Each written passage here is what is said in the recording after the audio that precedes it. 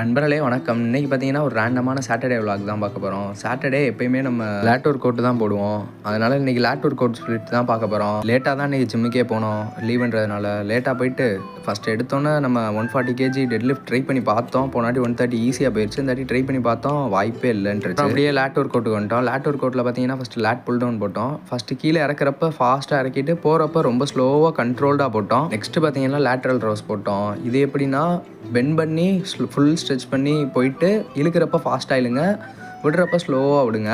நம்ம எந்த அளவுக்கு ஃபாஸ்ட்டாக இருக்கிறோமோ அதை விட ஸ்லோவாக 2 டைம் ஸ்லோவராக வெளியே விடுங்க. அதுக்கப்புறம் பார்த்தீங்கன்னா இந்த ஒர்க் அவுட் வந்துட்டோம். ஏன்னா ஹெவி வெயிட் போட்டு மாங்குன்னு அடிக்காமல் கண்ட்ரோல்டாக லைட் வெயிட் வச்சு அடிங்க. ஈஸியாக இருக்கும். நல்லா இழுக்கிறப்ப ஃபாஸ்ட்டாக இழுத்துட்டு விடுறப்ப ஸ்லோவாக விடுங்க. எல்லா ஒர்க் அவுட்டுக்குமே இதுதான் பேசிக்கு. இப்படி விட்டிங்கன்னா உங்களுக்கு நல்லபடியாக இம்ப்ரூவ்மெண்ட் இருக்கும். லாஸ்ட்டாக புல்லப் கொஞ்சம் நேரம் போட்டுட்டு இருந்தோம். புல்லப் போட்டு முடிச்சுட்டு அப்புறம் அப்படியே ஆப்ஸ் லைட்டாக ட்ரெயின் பண்ணுவோன்னு சொல்லி இன்றைக்கி ஆப்ஸ் கொஞ்சம் போட்டோம்.